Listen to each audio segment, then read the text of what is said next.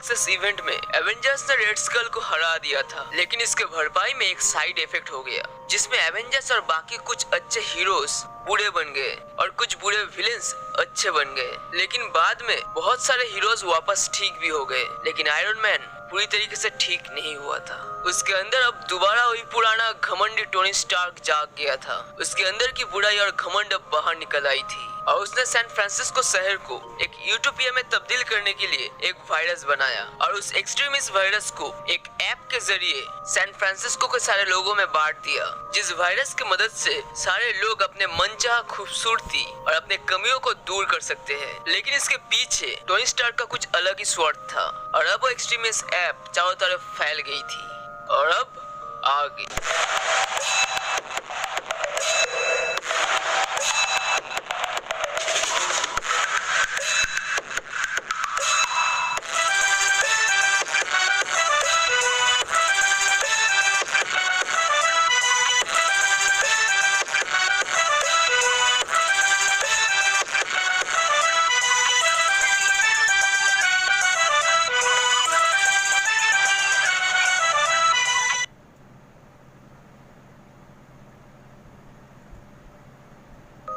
देखते हैं San Francisco के आसमान में आयरन मैन को घूमते, जो हर तरफ एक्सट्रीमिस्ट ऐप बांट रहा था और आयरन मैन को गुजरते देख सैन फ्रांसिस्को के लोग उसे चीयर कर रहे थे क्योंकि वो सभी को खूबसूरत बना रहा था और सभी के अंदर की कमियों को दूर कर रहा था। और तभी हम देखते कि कोई एक गाड़ी को आम आदमियों की तरफ फेंकता है और वो लोग चीख के वहाँ से भागने लगते हैं और वो गाड़ी आम आदमियों के ऊपर गिरने ही वाली होती है कि तभी सी हल्क उस गाड़ी को पकड़ के रोक देती है और तभी वहाँ पे आयरन मैन आता है और सी हल्क से पूछता है कि सी हल्क क्या हो रहा है यहाँ पे, कौन मिला तुम्हें? और सी हल्क इसके जवाब में कहती है कि एक नया बंदा है, इसका नाम है टीन एबोमिनेशन।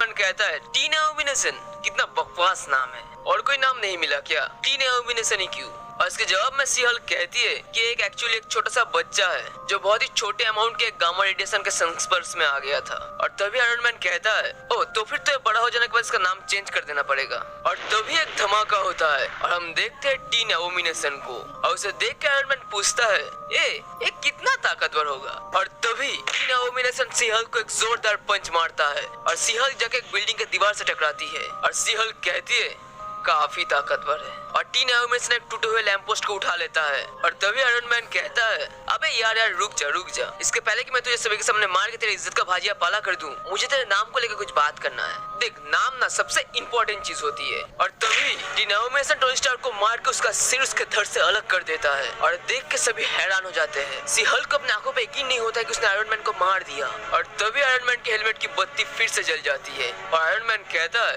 वैसे एक पल के लिए मुझे भी चौंका दिया था, छा गए गुरु। और तभी आयरन मैन का आर्मर आके आयरन मैन के हेलमेट को उठाता है और देख के टीन एबोमिनेशन चौंक जाता है और वो कहता है व्हाट द हेल, ये सब क्या है? मैं तुम्हारी सिटी में हमला कर रहा हूँ, उसे तबाह कर रहा हूँ, तुम यहाँ पे आए तक नहीं। और तभी आयरन मैन एबोमिनेशन के ऊपर हमला करता है और कहता है कि तुम्हें क्या लगा मैं तुम जैसे एक छोटा सा विलेन के लिए अपना टाइम वेस्ट करूंगा और खुद यहाँ पे चल के आऊंगा। और तभी आयरन मैन अपने हेलमेट से टीन एबोमिनेशन के सिर पे बहुत जोर से मारता है और टीन एबोमिनेशन बेहोश हो जाता है। और सी हल्क कहती है क्या इसे इतने जोर से मारना जरूरी था? ये है तो एक बच्चा ही और तुमने मुझे बताया क्यों नहीं कि तुम यहाँ पे नहीं हो? और इसके जवाब में आयरन मैन कहता है कि अपने पर्सनल टच और फीलिंग्स को अपने ही पास रखो, टीम अप में नहीं। और मैं क्यों बताऊं? और हाँ, जाने के पहले इस जगह को थोड़ा साफ कर देना। आई होप इसमें तुम्हें कोई प्रॉब्लम नहीं होगी। और सी हल्क पूछते है कि क्यों तुम कहीं और कुछ ज्यादा जरूरी काम में बिजी हो क्या? हाँ, as a matter of fact ऐसा ही कह सकते हो। और तभी हम देखते हैं आयरन मैन को अपने घर के स्विमिंग पूल में लड़कियों के साथ अय्याशी करते हैं और उनमें से एक लड़की पूछती है कि टोनी तुम स्माइल क्यों कर रहे हो? और टोनी कहता है कि मैं अभी सैन फ्रांसिस्को में एक स्टूपिड सिगरेट बच्चे विलन को धूल चटाया हूँ। और सुनकर लड़की हैरान हो जाती है कि कब? और टोनी इसके जवाब में कहता है कि जब मैं स्पा करते करते इस कॉकटेल के लास्ट सिप को पी रहा था। और तभी वहाँ पे पेपर पॉट आती है और टोनी को पुकारती है कि टोनी हमें कुछ बात करनी है। और टोनी कहता है तुम्हारे 5 शब्द मेरे पूरे दिन को खराब कर देती है। और पेपर दोबारा कहती है कि मुझे तुमसे बात करनी है अभी। और टोनी कहता है ठीक है मैं तुमसे अंदर मिलता हूँ। अब पूरे दिन खिटी चालू कर देगी। और टोनी बिल्कुल 1 घंटे बाद अंदर आता है और पेपर पॉट से मिलता है। और टोनी को देख के पेपर गुस्से में कहती है कि क्या तुमने दोबारा शराब पीना चालू कर दिया? तुम तो बीच में शराब नहीं पीते थे, तुम बदल गए हो टोनी, तुम बहुत बदल गए हो। और थोड़ी सी बात और बहस के बाद पेपर पूछते कि तुम किस चीज पे काम कर रहे हो और टोनी पेपर को अपना नया आर्मर दिखाता है और कहता है यह है एंडो सिम आर्मर, एक फुल्ली लिक्विड मेटल जो चलता है सिम्बायोटिक बायोलॉजी के ऊपर डिपेंड करके, जिसके बारे में हमने आप लोगों को इसके पहले सिम्बियोटिक आर्मर की एक शॉर्ट्स वीडियो में पूरे डिटेल में बताया है। और तभी पेपर कहती है ग्रेट सिम्बियोट वाला आर्मर, आई होप इसका अंत बुरा नहीं होगा। और तभी पेपर कहती है कि मुझे इसके बारे में नहीं, मुझे एक्सट्रीमिस्ट ऐप के बारे में बात करना है। तुम्हें क्या कर रहे हो टोनी, तुम्हें पता इसका असर क्या होगा? और तभी टोनी कहता है कि हाँ, स्विमिंग पूल में ही देख लो, वहाँ पे भी इसका इस्तेमाल हुआ है। और तभी पेपर गुस्सा होकर कहती है आर यू जोकिंग, क्या तुम सीरियस हो? क्या तुम्हें थोड़ा सा भी अंदाजा है कि इसकी वजह से क्या असर होगा, क्या भेदभाव होगा, रेमिफिकेशन होगी? और तभी टोनी कहता है रेमिफिकेशन, मैं सैन फ्रांसिस्को को रातों रात एक स्वर्ग बना रहा हूँ जहाँ पे सब ब्यूटीफुल्स है, जहाँ पे सब अपने मनचाहा चीजें पा रहे हैं जो उनको चाहिए। ये पूरी तरीके से एक कंप्लीट सफलता है पेपर।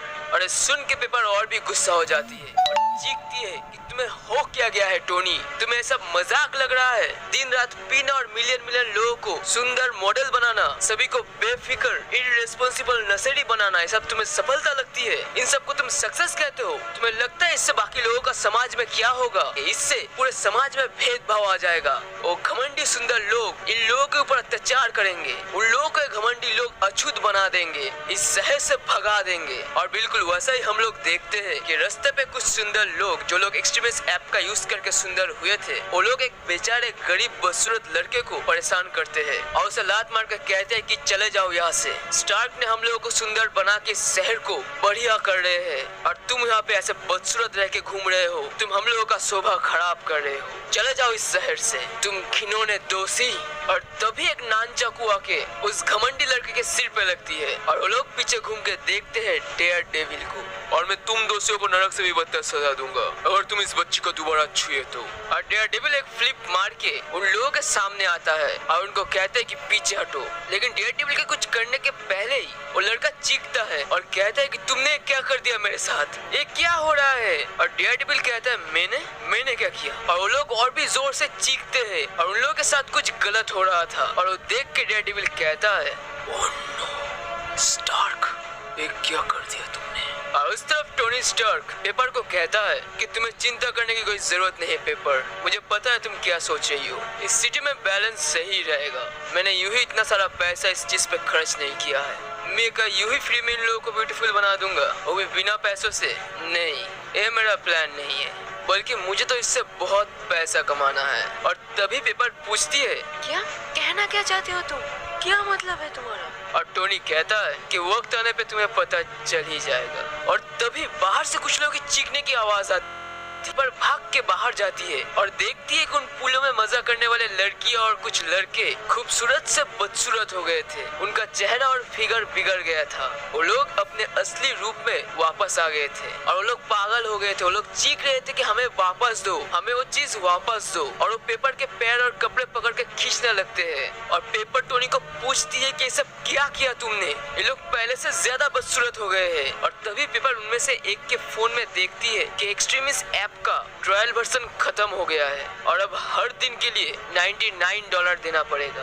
और तब टोनी कहता है कि सब मेरा बिजनेस प्लान था, मैंने जानबूझकर उन लोगों को बस इस परफेक्शन को, इस सुंदरता को फील करने दिया, कुछ देर के लिए इसका आनंद उठाने दिया और अब देखो ये लोग क्या करेंगे इस चीज को वापस पाने के लिए। क्या तुम देखना चाहोगी पेपर? मैं देखना चाहूंगा और मैं वही देखने जा रहा हूँ। और टोनी अपना सिम्बियोटिक आर्मर पहन के वहाँ से निकल जाता है शहर की तरफ, शहर का माहौल देखने के लिए। और इस तरफ पेपर अंदर जाती है और चेयर पे बैठ के किसी से बात करती है। वो कहती है कि टोनी हमेशा कहता था कि उसका डर ये नहीं है कि कोई गलत इंसान या बुरा आदमी उसके टेक्नोलॉजी दोस्त, फैमिली या लवर पे बुरा हाथ दे। मुझे पहले लगता था कि इसका घमंड है, लेकिन अब मैं समझी हूँ कि इसका मतलब क्या है, क्योंकि बुरा सपना तब शुरू होगा। और तभी पेपर के सामने कोई शख्स आता है और पेपर उससे कहती है उसका दिमाग अब घूम गया है, now we need to activate the contingency.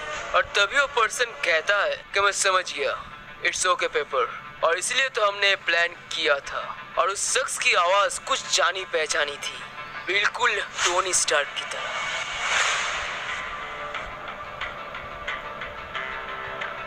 तो आज के लिए बस इतना ही। थैंक्स फॉर वॉचिंग दोस्तों। शायद आप में से कुछ लोगों को सुपीरियर आयरन मैन की पहली 2 एपिसोड उतनी अच्छी या इंटरेस्टिंग ना लगे, लेकिन ये टोटल कॉमिक सीरीज सच में बहुत ही अच्छा और बढ़िया है। इस कॉमिक सीरीज को स्टार्ट किया है जहां पे आप लोगों को टोनी स्टार्क की एक अलग ही रूप देखने को मिलेगी। और अगर आप लोगों को हमारी ये वीडियो अच्छी लगी हो तो प्लीज लाइक, शेयर और सब्सक्राइब जरूर कीजिएगा, क्योंकि सब्सक्राइब करने से हम लोगों को उम्मीद मिलती है, और उम्मीद आती है तो मोटिवेशन मिलती है, और मोटिवेशन मिलती है तो ज्यादा वीडियोस आती है। So bye bye guys, have a nice day.